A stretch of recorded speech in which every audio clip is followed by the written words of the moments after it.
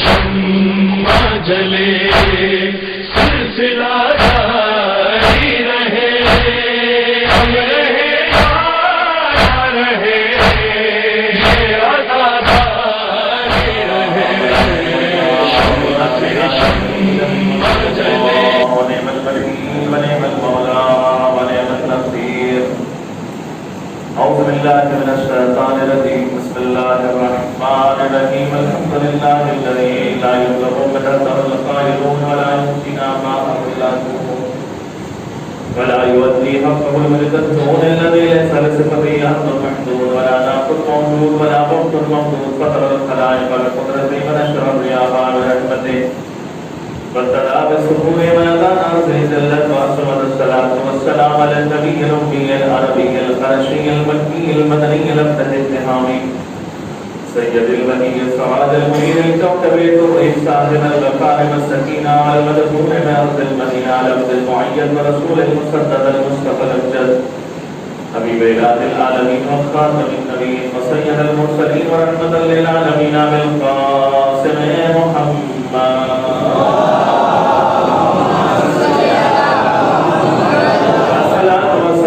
الإمام المطهر الشجاع المطهر بشبير والشبر قاسم الإمام سفر الأنسين المسيد الأشرف المكين الأجلي المسيد الوالي الولي السيد الرضي المدفون بالغني سر الله الغالب غالب كل غالب مطلوب كل طالب مظهر العجائب والغرائب مولانا سيدنا عيسنا وموسنا أبي الحسنين علي بن أبي طالب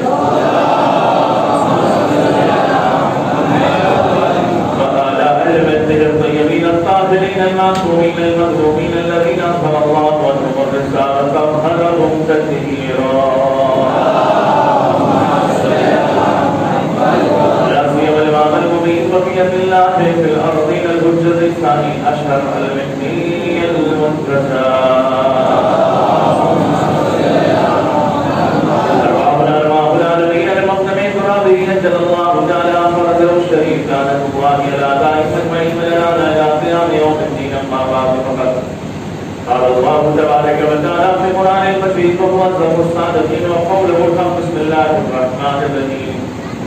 يا أيها الرسول بلغ ما أنزل إليك من ربك وإن لم تفعل فما بلغت رسالته والله يعصمك من الناس.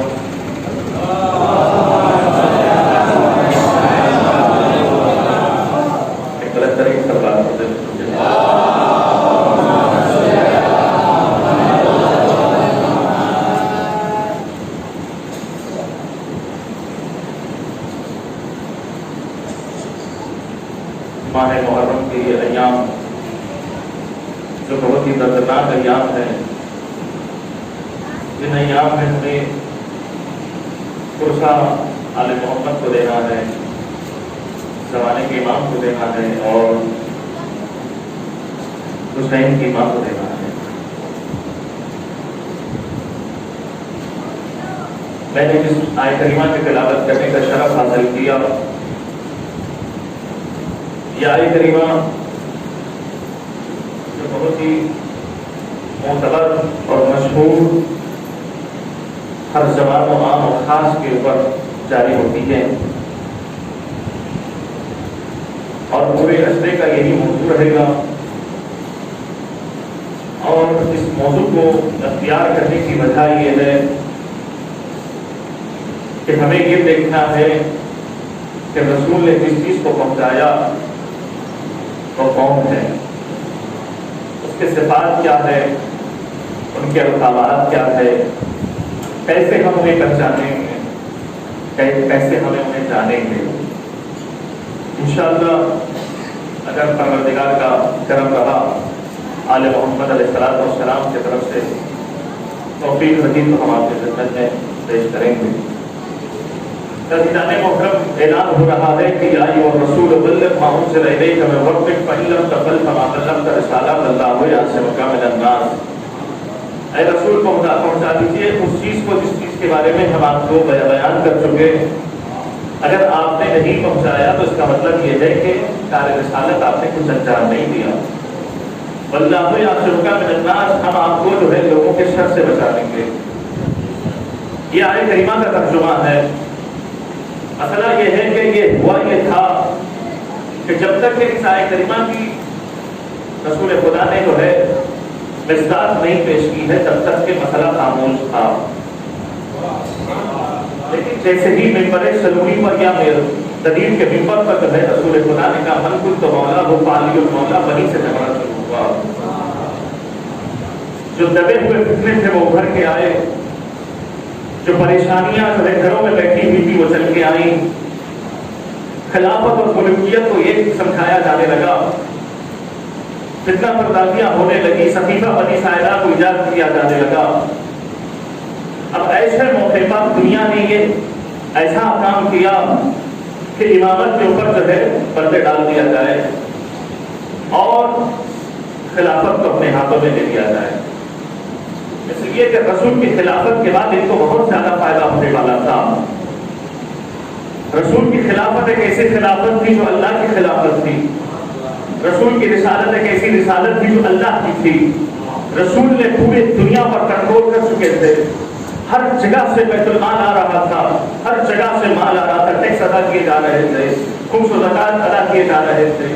اب جو ہے ان فتنہ پردازیوں والوں کی جو ہے نگاہیں ان پر پڑی. اب ایسے موقع پر انہوں نے چاہا کہ کب جو ہے رسول خدا اس دنیا سے جائیں گے, کب رسول خدا اس دنیا سے چلے جائیں گے, تب ہم جو ہے خلافت کو اپنے ہاتھوں میں لے لیں گے. کبھی کسی نے جو ہے کوئی تحفہ دیا تو کبھی کسی نے کوئی اپنی بیٹی دے دی. اس کے پیچھے یہی مقصد تھا کہ کسی بھی طریقے سے اس خلافت پر قبضہ کر لیا جائے. اب ایسے موقع پر جب رسول خدا نے صاف طور سے یہ اعلان کر دیا, جانے محترم یہ تمہیدی گفتگو ہے, بس آپ اس تمہیدی گفتگو کو سمجھ جائیے گا, انشاءاللہ آنے والے دنوں میں بھی بہت آسانی رہے گی. کا مسئلہ یہی ہے کہ پہچاننا ہے تو ہمیں, اگر علی کو پہچاننا ہے تو ہم کیسے پہچانیں؟ اگر کوئی بھی امام آئے یا کوئی بھی خلیفہ آئے یا کوئی بھی جو ہے ولی آئے تو اگر اسے پہچاننا ہے تو کبھی القابات کے ذریعے سے پہچانیں گے, تو کبھی صفات کے ذریعے سے پہچانیں گے. اس لیے کہ ہم اس مسئلے کو اس لیے پیش کر رہے ہیں کہ پہلے والے خلافت میں, دوسرے والے خلافت میں, تیسرے والے خلافت میں اس طرح سے جو ہے ملا دیا گیا تھا, لوگوں کو سمجھ میں نہیں آ رہا تھا کہ کون حق پہ ہے کون باطل پہ ہے. اب ایسے موقع پر ضروری تھا, اب ایسے موقع پر ضروری ہے کہ ہم اپنی آنے والی نسلوں کو یہ بتائیں کہ کون حق پہ ہے کون باطل پہ ہے, کون جو ہے اللہ والا ہے کون جو ہے شیطان والا ہے, کون جو ہے حق پرست ہے کون باطل پرست ہے, کون جو ہے بتوں کو توڑنے والا ہے کون بتوں کے سامنے سر جھکانے والا ہے. وزیرانے محترم جب ہم اس پر غور کریں گے, تجزیہ کریں گے اور اس پر جو ہے تبصرہ کریں گے, آپ اپنے امام کو لے کر آئیے, ہم اپنے امام کو لے کر آئیں گے. آپ اپنے امام کے صفات کو بیان کریں, ہم اپنے امام کے صفات کو بیان کریں. اگر آپ کا امام بیان ہے تو ہم ماننے کے لیے تیار, اگر ہمارا امام بیان ہے تو آپ کو ماننے کے لیے ہمیں تیار ہونا چاہیے. تو نظام محترم یہ مسئلہ, اب چونکہ کل کا موضوع تھا عزاداری اور امام حسین علیہ السلام کے حوالے سے, اب مسئلہ یہ تھا کہ یہ خلافت اور ملوکیت اس قدر جو ہے ملا دیا گیا, اس قدر جو ہے ملاوٹ ہو گئی تھی شریعت میں, اس قدر جو ہے پانی ملا دیا گیا تھا دودھ میں کہ سمجھ میں نہیں آ رہا تھا کہ دودھ کیا ہے پانی کیا ہے. اب ایسے موقع پر عزیزان محترم مجھے آج مولا حسین کے بارے میں تذکرہ کرنا ہے, اس لیے کہ میں نے کل ایک جملہ کہا تھا کہ جب امام حسین کی معرفت میں اضافہ ہوگا تو عزاداری کی معرفت میں بھی اضافہ ہوگا. ہمیں یہ بات, اگر یہ بات سمجھ میں آ جائے کہ ہم کس کی عزاداری کر رہے ہیں, اگر اس کی معرفت میں ہمارے, اس کی معرفت کے حوالے سے ہمارا ایمان تازہ ہو جائے تو سمجھ جائیے گا کہ ہماری عزاداری قبول ہو گئی ہے. تو بس آپ کے سامنے کچھ لمحات, کچھ چیزیں, کچھ باتیں, کچھ معروضات آپ کے خدمت میں پیش کر رہا ہوں. کہا کہ یہ پہلا خلیفہ, پہلے خلافت کا دور, دوسرے خلافت کا دور, تیسرے خلافت کا دور, اس کے بعد جو ہے معاویہ صاحب جو ہے اپنی خلافت کو جو ہے ہاتھوں میں لے لیے, اور لینے کے بعد مولا کائنات نے معذور بھی کر دیا لیکن خلافت کو دینے کے لیے تیار نہیں ہوا. اس قدر جو ہے خلافت اور مذہب میں ملاوٹ کر دیا ان لوگوں نے, اس قدر ملاوٹ کر دیا تھا ان لوگوں نے مذہب میں کہ برائی کیا ہے اچھائی کیا ہے یہ کسی کو نہیں پتا تھا. اب ابھی موقع 28 رجب کو امام حسین علیہ السلام مدینے سے نکل رہے ہیں تو مولا نے کیا کہا کہ میں نہ تو حکومت کی لالچ میں نکل رہا ہوں, نہ ہی میں دولت کی خاطر نکل رہا ہوں, میں اصلاح امت کے لیے نکل رہا ہوں, میں امر بالمعروف کرنے کے لیے نکل رہا ہوں, نہیں نہی منکر کے لیے نکل رہا ہوں. مجھے حق کیا ہے یہ بتانا ہے, باطل کیا ہے ہے یہ بتانا ہے، اسلام والا مذہب کیا ہے، میرے نانا کا مذہب کیا ہے یہ مجھے بتانا ہے، ابو سفیان کا مذہب کیا ہے یہ مجھے بتانا ہے۔ محترم ذرا تصور فرمائیے گا کہ مولا امام حسین علیہ السلام کو نکلنے کی ضرورت کیا تھی؟ امام حسین علیہ السلام نے کہا کہ میں امر بالمعروف کرنے کے لیے، نہی عن المنکر کرنے کے لیے، برائیوں کو اچھائیوں سے الگ کرنے کے لیے، نور کو ظلمات سے الگ کرنے کے لیے، سچ کو جو ہے جھوٹ سے الگ کرنے کے لیے، حق کو باطل سے الگ کرنے کے لیے نکل رہا ہوں۔ تو عزیزان محترم مجھے یہ بتائیے گا کہ امام حسین علیہ السلام کی ذمہ داری تھی یہ، کیا پہلے والے انبیاء تھے کہ پہلے والے انبیاء پر بھی واجب تھی، پہلے والے انبیاء پر ذمہ داریاں تھیں کہ وہ بھی نکلے؟ لیکن مسئلہ یہ تھا کہ ہر عام نبی نکلتا اور ہر برائی کو ہر اچھائی سے الگ کر دیتا، لیکن امام حسین علیہ السلام کیوں نکل رہے تھے؟ تو عزیزان محترم میں بتانا یہ چاہتا ہوں کہ پہلے والے انبیاءوں کی امتوں میں اور رسول اور امام حسین علیہ السلام کے زمانے والوں میں فرق تھا۔ کہ پہلے والے زمانے میں ملاوٹ نہیں کی گئی تھی، یہ پتا تھا کہ یہ سچ ہے، یہ پتا تھا کہ یہ جھوٹ ہے، یہ پتا تھا کہ جو ہے یہ نماز ہے، یہ پتا تھا کہ یہ شراب ہے۔ لیکن آخری زمانے میں جو امام حسین علیہ السلام کا زمانہ تھا، اس زمانے میں سمجھ میں نہیں آ رہا تھا کہ گناہ کو جو ہے مذہب میں داخل کر دیا گیا، شراب کو مذہب میں داخل کر دیا گیا، زنا کو مذہب میں داخل کر دیا گیا، سود کو مذہب میں داخل کر دیا گیا۔ اب دنیا والوں کو سمجھ میں نہیں آ رہا تھا کہ کون سا حقیقی مذہب ہے۔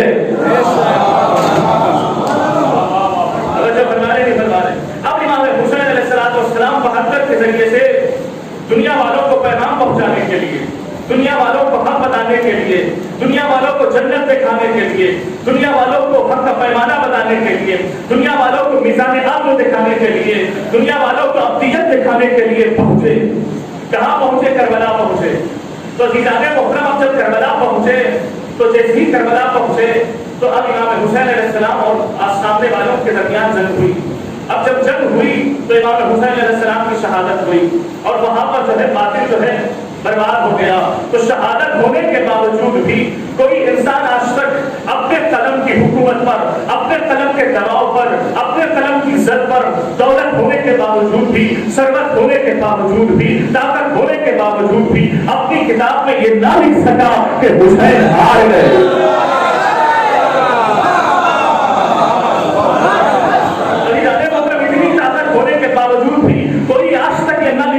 حسین ہار گئے۔ تو آزاد جانے محترم ذرا سچ بتائیے گا کہ یہ حسین ہے کیا؟ حسین کی عظمت ہے کیا؟ حسین کی بلندی ہے کیا؟ حسین کی معراج ہے کیا؟ حسین کا جو ہے دبدبہ ہے کیا؟ حسین کی قدرت ہے کیا؟ حسین کی ولایت ہے کیا؟ بس آپ کے سامنے 2-4 جملے پھر اس کے بعد میں اپنی منزل کی طرف آنا چاہتا ہوں تاکہ ہماری آنے والی نسلوں کو، ہمارے بھائیوں کو، ہمارے نوجوانوں کو اس بات سے خبر ہو جائے کہ حسین ایک ایسی عظیم شخصیت کا نام ہے کہ جہاں پر ملائکہ پر لینے کے لیے آتے ہیں۔ حسین ایک ایسی عظیم شخصیت کا نام ہے کہ جہاں پر اسلام جو ہے اپنی روح کی بھیک مانگتا ہوا نظر آتا ہے۔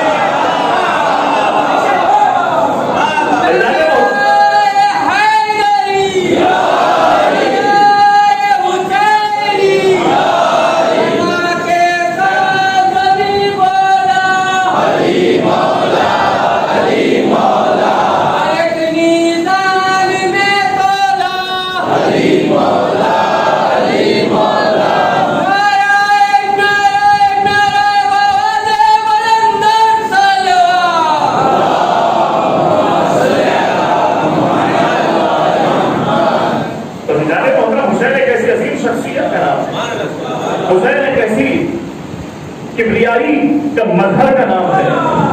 تو عزیزان محترم آپ غور فرمائیے گا کہ دنیا والوں نے حسین کو پہچانا تو کیسے پہچانا؟ ہم نے پہچانا تو کیسے پہچانا؟ حسین کے صفات کو دیکھا تو حسین والوں نے، دوسری دنیا والوں نے، دوسرے مذہب والوں نے پہچانا۔ صحابت کو دیکھا تو حسین کو پہچانا، عبادت کو دیکھا تو حسین کو پہچانا، نجابت کو دیکھا تو حسین کو پہچانا، طہارت کو دیکھا تو حسین کو پہچانا، خیرات کو دیکھا تو حسین کو پہچانا، شہادت کو دیکھا تو حسین کو پہچانا۔ آج ہم بتاتے ہیں کہ ہم نے حسین کو کیسے پہچانا؟ ہم نے نہ صفات کو دیکھ کے حسین کو پہچانا، نہ ہم نے القاب کو دیکھ کے حسین کو پہچانا، نہ ہم نے حسب و نسب کو دیکھ کر حسین کو پہچانا۔ جس طریقے سے علی نے فرمایا یا من دل علی ذاتہ بذاتہ، اے وہ خدا جس کی ذات سے اس کی ذات کے لیے دلیل ہے، ہم نے حسین کو حسین کے ذریعے سے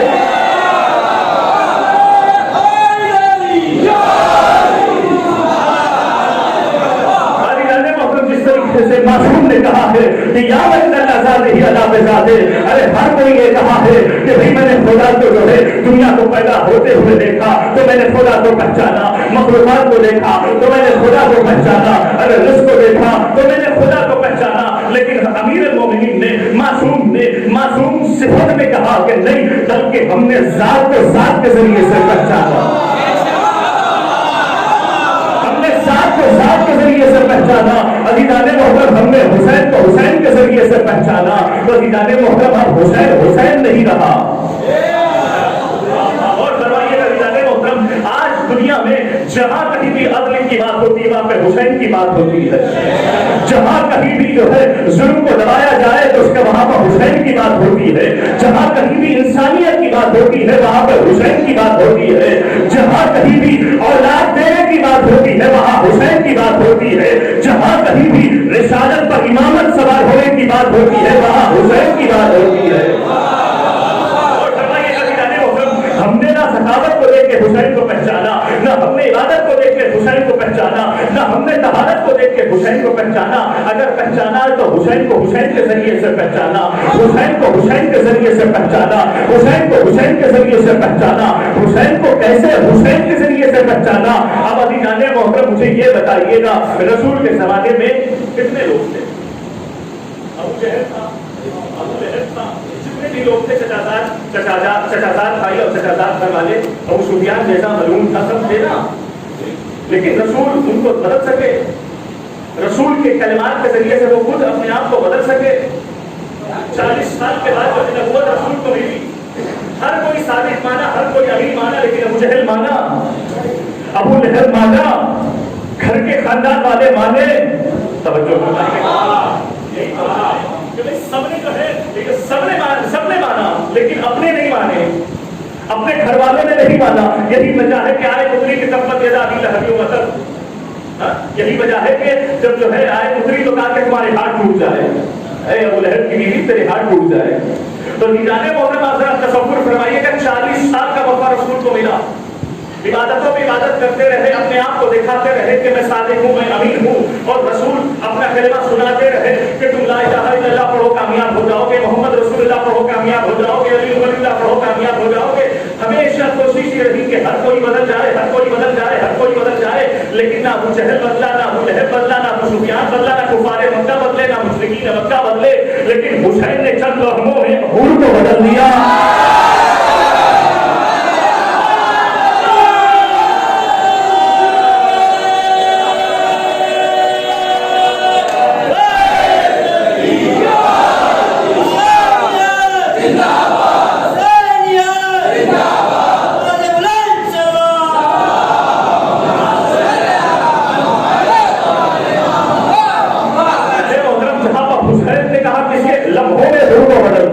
ان کے بیٹے کو بدلا، ان کے غلام کو بدلا، ان کے جانوروں کو بدلا. اسے کہتے ہیں حسین. جہاں ساری بلندیاں ختم ہو جائے وہاں سے حسین کی قدرت شروع ہوتی ہے، وہاں سے حسین کی ولایت شروع ہوتی ہے، وہاں سے حسین کا اختیار شروع ہوتا ہے. تو جانے محترم آپ مجھے یہ بتائیے کہ حسین کے انقلاب نے کتنے فائدے دیے؟ حسینی میں آج ہمیں کتنے فائدے دیے، کتنے اثر دیے ہمیں آج، کتنے جو ہے حسین کا جو ہے کہ سفر کتنا بڑا کامیاب رہا. حسین کے گھر والے قربان ہو گئے. تاریخوں میں حسین کی شہادت کے جو ہے قصیدے پڑھے جانے رہے تھے. اسلام بچ گیا، قرآن بچ گیا، سب کچھ بچ گیا. لیکن یہ بات یاد رکھیے گا عزیزان محترم، ایک جملہ میں کہنا چاہتا ہوں کہ 28 رجب کو حسین نے ابتدا کی ہے. حسین کو پتا تھا کہ ابتدا میری کیا ہے، حسین کو پتا تھا کہ انتہا میری کیا ہے، حسین کو پتا تھا کہ نانا کی قبر میں مجھے کیا پڑھنا ہے، حسین کو پتا تھا کہ میری آخری سجدے میں سبحان ربی الاعلیٰ کہنا ہے. عزیزان محترم حسین نے اس کے علاوہ کچھ کیا؟ حسین نے کیا کہا کہ اگر نانا کا دین بچتا ہے میری شہادت کے ذریعے سے آؤ مجھے قتل کرو. یہاں تک کہ حسین نے اور اس سے بڑھ کر کچھ کیا محنتیں کی ہیں. اپنے کردار سے حسین نے سمجھایا دنیا والوں کو. توجہ فرمائیے گا. اب میں یہاں سے ایک جملہ پیش کرنے کی سعادت حاصل کرنا چاہتا ہوں, بس آپ سمجھ جائیے گا تو بس میری جو ہے محنت قبول ہو جائے گی.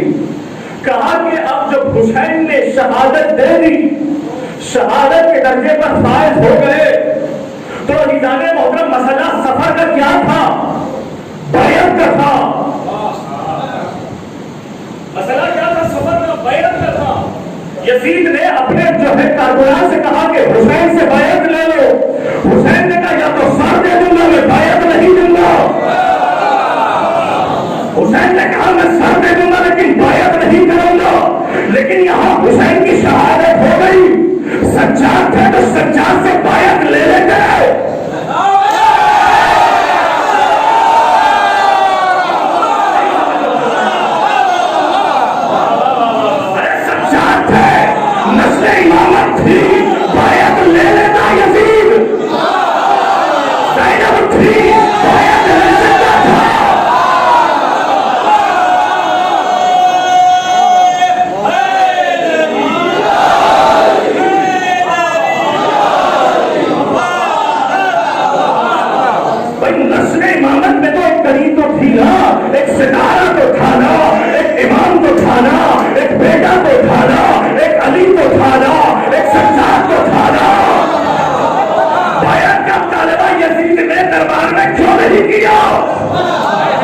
حسین نے اپنی شہادت کے ساتھ بیعت کو مٹی میں ایسا دفن کر دیا.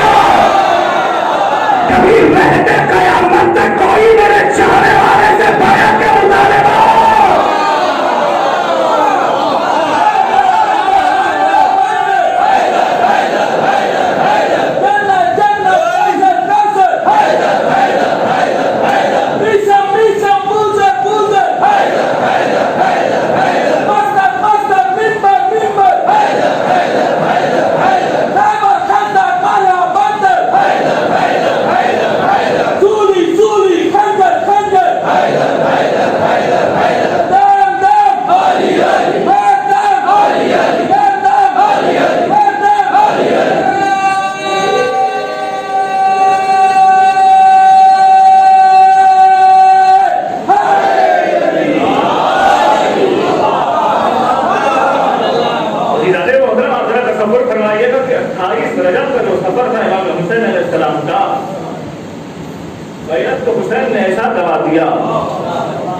ایسا جو ہے مٹی میں دفن کر دیا کہ رہتے قیامت تک کوئی میرے چاہنے والے سے بیعت کا مطالبہ نہیں کرے گا.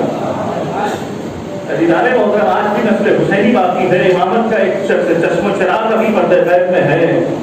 کوئی اس سے تو بیعت اٹھا کے تو دیکھ لے, کوئی بیعت تو مانگ کے تو دیکھ لے. عزیزان محترم یہ حسین ابن علی کا سفر تھا. اب دوسرا مسئلہ کیا تھا کہ جو حسین نے اسے بھی جو ہے مسئلے کو حل کر دیا. دوسرا مسئلہ یہ تھا, بڑے آسانی سے میں پیش کر رہا ہوں. تو دوسرا مسئلہ یہ تھا کہ جو حسین کی شہادت کے بعد, حسین کی شہادت کے بعد, حسین کی محنتوں کے بعد, حسین کے 72 کے قربانیوں کے بعد اس مسئلے پر توجہ کسی نے نہیں دیا. اس مسئلے پر گھبرا رہے تھے کہ کوئی توجہ دے. وہ کون سا مسئلہ تھا؟ کون سا مسئلہ تھا؟ پانی کے بند کرنے کا مسئلہ. آپ کے سامنے بتایا نہیں, بس 2-4 جملے خدای کے پیش کرتا ہوں. ایک 2-3 منٹ آپ کی زحمت لینا چاہتا ہوں. تاکہ پانی بند کیا گیا تو کب بند کیا گیا؟ 7 محرم کو نہیں, 7 محرم کو بند کیا گیا. شاید نہیں تھا 7 محرم کو بند کیا گیا. پھر اس کے بعد جو بھی ہے بند ہوا تو بند ہوا نا. شہادت کے بعد کسی نے آج تک کسی پر پانی بند کیا؟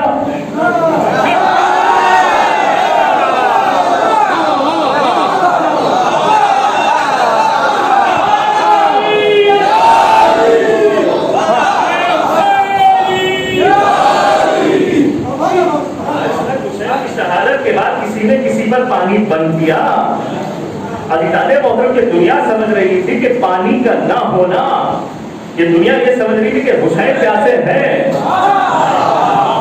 نہیں نہیں، حسین کی سخاوت ہے کہ حسین نہیں پانی پیا تھا، چاہتے تو حسین جو ہے نہر فرات کو خیمے میں لے کے آ سکتے تھے. جو فرما رہے نہیں فرما رہے. اسی وجہ سے حضرت عباس علیہ السلام کو حسین نے بھیجا کہ دنیا یہ نہ سمجھے کہ جو ہے میں مجبور ہوں، دنیا یہ نہ سمجھے کہ حسین پیاسا ہے، دنیا یہ نہ سمجھے کہ حسین کے پاس کوئی اختیار نہیں ہے. اپنے اختیار کے جھلک کو بتانے کے لیے حسین نے عباس کو بھیج کے کہا عباس پانی ہاتھ میں لینا اور پھینک دینا، تاکہ دنیا سمجھ جائے کہ آج بھی پانی پہ قبضہ حسین کا ہے. آج بھی پانی پہ قبضہ حسین کا ہے. تم کیا پانی بند کرو گے ہمارے اوپر؟ یہ تو ہم امتحان دے رہے ہیں، ہم امتحان دے رہے ہیں، پانی کیوں بند کرو گے؟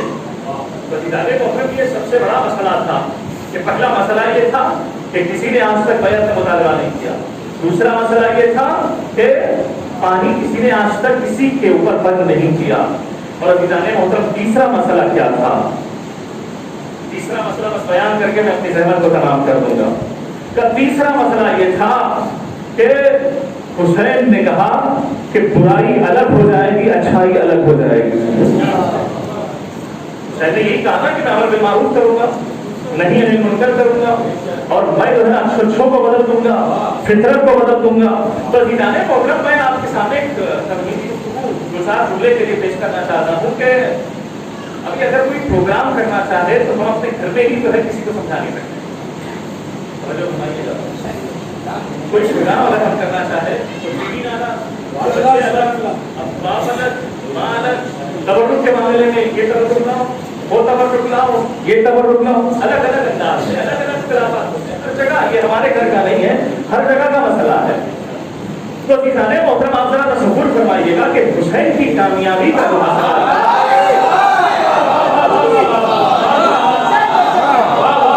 کامیابی کا مسئلہ یہ تھا کہ سب کے سب ایک ہی مقصد تھے.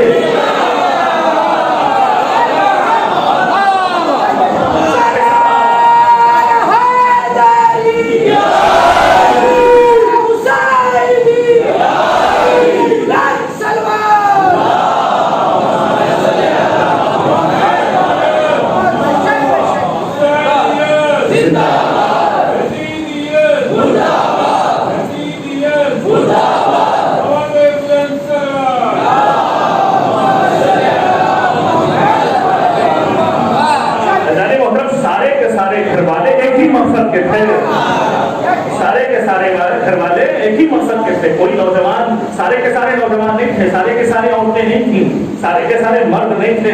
کوئی چھوٹا تھا، کوئی بڑا تھا، کوئی جو ہے نوجوان تھا، کوئی جوان تھا، کوئی ادھیڑ کا تھا. لیکن عزیزان محترم سب کے سب ایک ہی مقصد کے تھے.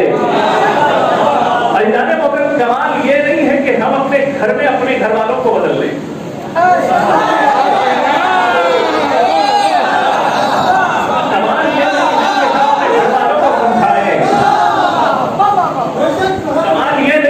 ہم اپنے گھر والوں کو سمجھائے. کمال یہ ہے کہ دشمن کے گھر میں انقلاب پیدا کر دیں.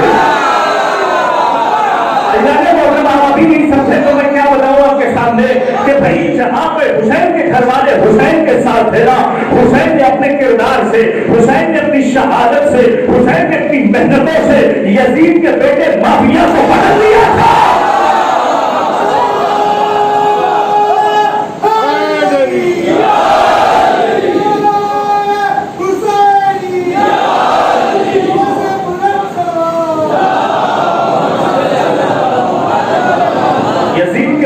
معاویہ کو حسین نے بدل دیا. دشمن کے گھر میں حسین نے انقلاب برپا کر کے بتا دیا کہ دیکھ یزید تیری حکومت ایسی ہے کہ تیرا بیٹا تیری حکومت کو ٹھکرا رہا ہے. تو زیادہ محترم اسے کہتے ہیں حسین. حسین صرف جسموں پر راج کرنے کا نام نہیں ہے، حسین زمینوں پر حکومت کرنے کا نام ہے. زیادہ محترم پروردگار عالم نے فطرت میں ہر شے کو رکھا ہے، ہر شے کو فطرت میں رکھا ہے. توحید کو فطرت میں رکھا ہے، نبوت کو فطرت میں رکھا ہے، لیکن امامت کو فطرت میں نہیں رکھا ہے. توحید کو فطرت میں رکھا ہے، نبوت کو فطرت میں رکھا ہے، امامت کو فطرت میں نہیں، ماں کی شرافت میں رکھا ہے. फैजान मोहतरम माँ की शराफत में इमामत का होना इस बात की दलील है कि भूल समझ गया था कि आपकी माँ मेरी माँ की तरह होती,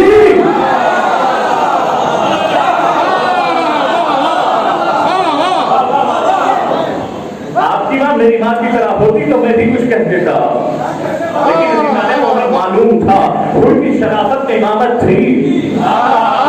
माँ की ममता के बता रही थी कि तू जन्नत की तरफ जा रहा है। तसव्वुर तो फरमाइएगा कि हुसैन इब्न अली की जात वो जात है कि जो इस्लाम को बचाया है, दीन को बचाया है। तो मीनारे मोहतरम आप जरा तसव्वुर फरमाइए, तो दो चार जुमले बस हुसैन को मैंने हुसैन के जरिए से पहचाना, किसी और सिफत के जरिए से नहीं पहचाना, हुसैन को किसी और लक़ब के जरिए से हमने नहीं पहचाना, हुसैन को किसी और मैदान के जरिए से नहीं पहचाना, कोई तारुफ करा दिया तो हमने पहचान लिया, नहीं, हमने हुसैन को देखा, हुसैन की शख्सियत को देखा, हुसैन के किरदार को देखा, हम अपनी निगाहों से पहचाना। तो दीदाने मोहतरम अब दुनिया ने ये देखा कि हुसैन हुसैन नहीं रहा, हुसैन ला इलाहा इल्लल्लाह हो चुका है। हुसैन आईने तौहीद बन चुका है, हुसैन आईने नबूवत बन चुका है, हुसैन आईने इमामत हो चुका है, हुसैन दीन हो चुका है। अज़ादारी जो है किसी जमाने से मखसूस नहीं है, किसी जमाने से मखसूस नहीं है। यही वजह है कि हर नमाज के बाद हम हुसैन की तरफ रुक करके सलाम करते हैं, अस्सलामु अलैका या अबा अब्दुल्लाह, अरे मौला अगर आप ना होते तो हम ना होते। हर लम्हा अज़ादारी है, हर आन अज़ादारी है, हर पहलू अज़ादारी है, हर जगह पे फर्श अज़ा है, हर जगह पर जो है सीना जरी करने वाले हैं, मातम करने वाले हैं, नौहबुका करने वाले हैं, मर्सिया पढ़ने वाले हैं। तो निकाले मोहतरम ये हुसैन की सल्तनत है, ये हुसैन का इख्तियार है, ये हुसैन की विलायत है, ये हुसैन का इख्तियार है। तो निकाले मोहतरम यही वजह है कि हुसैन के सामने जो मांगा था उसे मिल गया। मंजिल को तमाम किया और बस आपके सामने कुछ बातें मसाइल के पेश करना चाहता हूँ, ताकि फिर इंशाअल्लाह कल बाकी की बातें आपके सामने पेश करूँ। तो हुसैन की एक ऐसी जात है कि जिस जात ने हर एक के मुकद्दर को बदल दिया। जहाँ पर तकदीर जिसकी कोई साथ न दे, जहाँ पर वो मुकद्दर को बदलने वाला हुसैन है। जहाँ पे आपके इल्म में, जहाँ पे आपके किस्मत में औलाद नहीं है, आपके मुकद्दर में औलाद देने वाला हुसैन है। मोहतरम हुसैन को पहचान जाएगा, कायनात को, कायनात सारी आपके घुटनों में होगी, कदमों में होगी, सारी कायनात मदहम हो जाएगी हुसैन के सामने। जाने मोहतरम आप जरा तसव्वुर, इमाम हुसैन अलैहिस्सलाम 28 रजब को जब निकल रहे थे, तारीख बताती है कि पहली मर्तबा हमने पूरे मदीने में गिरिया होते हुए देखा। 28 रजब थोड़ा सा 2 दिन पूरे मदीने में पहले भी सुन रहे थे कि गिरिया आज क्यों हो रहा है। सबसे ज्यादा गिरिया हुआ इसलिए कि हुसैन जा रहे हैं, हुसैन रुखसत हो रहे हैं। कुछ बीवियां आई दरे हुसैन पर और आने के बाद कहा कि ऐ बीवियों आप ना जाइए, आपके भैया को ना जाने दीजिए, बाकी के सब चले जाए। तो निगाने मोहतरम हुसैन ने कहा हम सब जाएंगे। हुसैन ने कभी रसूल के कब्र को जो है पहुंचा दिया, पर नाना मैं वादे तिफली पूरा करने जा रहा हूँ। नाना ने कहा घबराने की जरूरत नहीं है, नाना हमेशा तुम्हारे साथ रहेगा। फिर माँ के कब्र पे आए और आने के बाद का अम्मा खुद रहा था। मोहतरम मसाइल पढ़े भी जाते हैं, मसाइल तसव्वुर किए जाते हैं। ये अय्याम धीरे धीरे हमारे हाथों से निकलते जा रहे हैं। आने वाले साल जो है कौन किसके साथ रहेगा ये किसी को नहीं पता। ये आंसुओं को अपना जखीरा बना लीजिए। कल के दिन हम फातिमा ज़हरा सलामुल्लाह अलैहा के सामने कहेंगे शहजादी हम आपके लाल पर गिरिया कर रहे थे, शहजादी हम आपको नहीं भुलाए, हम आपकी औलाद को नहीं भुलाए। अब शहजादी खुदा की कसम जिंदगी भर हम आपके बेटे को नहीं भुलाए। ऐसा देखो मतलब आप जरा तसव्वुर फरमाइएगा कि वो फातिमा जिसने अपने बेटे को जो है चक्कियां पीस पीस के पाला हो, वो फातिमा कहती है कि बेटा तो हर जगह पर तेरे कदम आगे रहूंगी पीछे नहीं रहूंगी। अजीज़ाने मोहतरम आप गौर करिएगा कि ये वो फातिमा है जो हुसैन के कदम ब कदम चलती हुई करबला तक आई है। जब एक मर्तबा एक ऐसी जमीन पर हुसैन का काफिला पहुंचा, पहुंचने के बाद एक मर्तबा का हुसैन का घोड़ा आगे नहीं बढ़ रहा था। हुसैन ने तारीख में लिखा गया कि 8 घोड़े बदले या 11 घोड़े बदले या 7 घोड़े बदले। एक मर्तबा वहां पे कोई सही शख्स था, उसे बुलाया, बुलाने के बाद का बताओ ये जमीन को क्या कहते हैं। एक मर्तबा वो सही शख्स समझ गया था, आप जो भी है आप यहाँ से चले जाएंगे। ये जमीन ने किसी को जो है सुकून नहीं दिया, इस जमीन ने किसी को रहने नहीं दिया। इस जमीन पे जो भी नबी आता था वो जख्मी होकर जाता था। आप जो भी है वापस चले जाए। तो एक मर्तबा हुसैन ने कहा मैं रसूल का नवासा हूँ, ये बता कि ये जमीन को क्या कहते हैं। किसी ने कहा युकाल लहा गाज़रिया, युकाल लहा नाशरिया, युकाल लहा अर्ज़ करबला। किसी ने कहा ये ज़मीन करबला है। एक मर्तबा ज़ैनब की तरफ रुक करके हुसैन ने कहा हाँ होना महत्तुर हालना, यहाँ पर हमारे काफिले रुकाए जाएंगे, यहाँ पर हमारे बच्चे ज़िबा होंगे, यहाँ पर हमारे जनाजे दफन होंगे। अज़ीज़ाने मोहतरम एक मर्तबा खैमे नस्ब हुए। अब जब खैमे नस्ब हुए तो ज़ैनब ने मिट्टी को उठाया, तो जैसे ही सूंगा तो भाई के खून की खुशबू आ रही है, भाई के खून की खुशबू आ रही है। तो भाई एक मर्तबा ज़ैनब ने भाई से कहा भाई अब इस जमीन को हम छोड़ देते हैं, इस जमीन से हम आगे बढ़ जाते हैं, इसलिए कि इस मिट्टी में तुम्हारे खून की खुशबू आ रही है। एक मर्तबा हुसैन ने कहा नहीं ज़ैनब, यहीं पे हमारा काफिला रुकेगा। अज़ीज़ाने मोहतरम एक मर्तबा उधर से हुर का लश्कर आया। अब जैसे ही हुर का लश्कर आया तो एक मर्तबा हुसैन के लिजाम फरस पर हाथ रखा और रखने के बाद कहा हम आगे जाने नहीं देंगे। तो आप गौर फरमाइएगा, हुसैन ने कहा कि अगर तेरी मातम में बैठे, तो खुद ने कहा अगर तेरी आपकी माँ हमारी माँ की तरह होती तो मैं भी यही जुमला कहता। अज़ीज़ाने मोहतरम एक मर्तबा हुसैन ने एक मर्तबा ताइयाना निगाह दौड़ाई का कि हुर के लश्कर वाले प्यासे हैं, जानवर प्यासे हैं, ढाल हो चुके हैं। कहा पास पानी के दहानों को खोल दो, मशकीज़ों को खोल दो, सबको पानी पिला दो और जानवरों के सामने उस वक्त तक मशकीज़ा ना हटाना जब तक कि जानवर अपना मुंह ना हटा ले। अज़ीज़ाने मोहतरम वो हुसैन ने अपने मुस्तक़बिल के बारे में ना सोचा होगा कि अगर इनको हमने पानी पिला दिया तो मेरे बच्चों का क्या होगा, मेरे घर वालों का क्या होगा। नहीं अज़ीज़ाने मोहतरम, हुसैन ने इंसानियत को शर्मसार कर दिया। हुसैन ने कहा मैं दुश्मनों को पानी पहले पिलाऊंगा, अगर बचा तो मैं पीऊंगा। अल्लाहु अकबर। अज़ीज़ाने मोहतरम एक मर्तबा खुद के लश्कर वालों की तरफ से ये पैगाम आया और आने के बाद यहाँ से खैमे हटा दिए जाए, यहाँ से नहर फुरात के करीब खैमे हटा दिए जाए, तो दूर खैमे नस्ब किए जाए। एक मर्तबा हजरत अब्बास को जला लाया। अब्बास ने तलवार निकालने के बाद एक मर्तबा खत खींचा किसी माँ के यहाँ, घर में अगर जलाल हो तो वो आए, मुझे मेरे अपने रास्ते को रोके। अज़ीज़ाने मोहतरम हुसैन ने दरबार में अब्बास को ये कहकर रोका था कि अभी करबला बाकी है। हसन के जनाजे में तीर लग रहे थे, हुसैन ने ये कहकर रोका था अभी करबला बाकी है। अज़ीज़ाने मोहतरम जब एक मर्तबा हुर ने लजाम फरस में हाथ रखा तो हुसैन ने कहा भाई अभी करबला बाकी है, लेकिन अब हुसैन अब्बास को कैसे रोके, करबला में आ चुके हैं। अब हुसैन परेशान हो गए। हुसैन बहन का सहारा लिया, अरे बहन अब्बास जलालत में है, अब्बास जलाल में है, किसी भी तरीके से रोक लो, हमें यहाँ से खैमे हटा देना है। अब एक मर्तबा ज़ैनब आती है, भैया अब्बास ये हुसैन की ख्वाहिश है, यहाँ से खैमे हटा ले। जिस अंदाज में हुसैन के भाई अब्बास ने खैमे के तनावों को नस्ब किया था, आज वही अब्बास खैमे के अरे तनावों को हल्के से खोल रहा है। आका ने कहा है हम खोलेंगे, आका ने कहा है हम खोलेंगे। अल्लाह अकबर, खैमे हटा लिए गए। अब जब खैमे हटा लिए لیے گئے تو دور پہ سر میں نصب ہو گئے. عزیزان محترم ایک جملہ کہنا چاہوں گا, زحمت تمام کر رہا ہوں, بس ایک ہی جملہ کہ یہی وہ جملہ ہے کہ جسے آپ کا دل مچل جائے گا, آپ کا کلیجہ ٹکڑے ٹکڑے ہو جائے گا. ارے سارے گھر والے یہاں پر ہے, اگر کوئی پردیس میں ہے تو وہ صغرا ہے.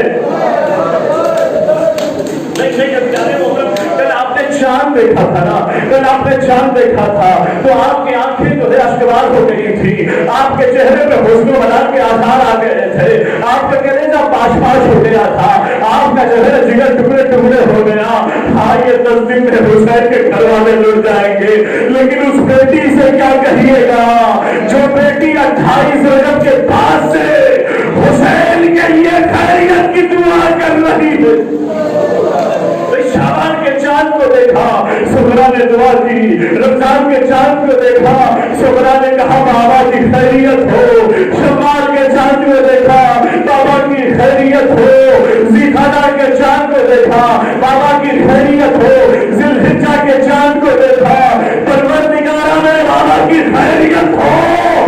لیکن جیسے ہی محرم کا چاند فلک پر نمودار ہوا, بیٹی دن بنا رہی ہے, زبان سے جملے ادا نہیں ہو رہے ہیں, پروردگار میرے بابا کی خیریت ہو, اس لیے کہ سغرا نڈھال ہو گئی, سغرا کے زبان میں طاقت نہ رہی. اب ادھر حسین کی بیٹی بیمار, ادھر حسین بیمار. جلنا للہ.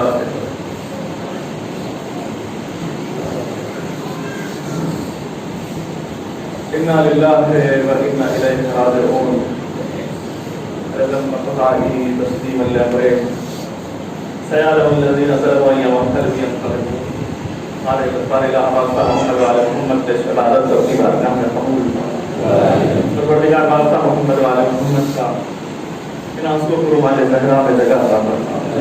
پروردگار محمد والے محمد کے صدقے میں سایہ مجلس ہے بلا مصیبت کو دور فرما. ان کے تمام ایمان آبرو میں اضافہ فرما. پروردگار ان کے محبتوں کو قبول فرما, ان کے گھر میں برکتوں کو رحمتوں کو نازل فرما, ان کے گھر والوں کی حفاظت فرما. پروردگار سال آئندہ سے فکر کرنے کی توفیق عطا فرما. ان کے گھر والوں میں نعمتوں میں اضافہ فرما, رزقوں میں اضافہ فرما. پروردگار اولاد میں اضافہ فرما. پروردگار رزقوں میں حیات میں اضافہ فرما.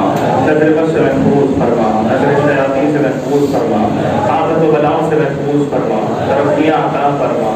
پروردگار توفیقات میں اضافہ فرما. عمل صالح کی توفیق عطا فرما. پروردگار واسطہ محمد والے محمد کے جتنے بھی مومنین اور مومنات اس مجلس سے عطا میں حاصل کر کے حاضری کو قبول فرما. پروردگار ان کی حیاتوں میں اضافہ فرما. پروردگار پورے 2 مہینے 8 دن تک کوئی بھی ہمارے یہاں بیمار نہ ہونے پائے. محمد والے محمد کے عزاداری کو اپنے پائے تکمیل تک پہنچانے کی سعادت عطا فرما.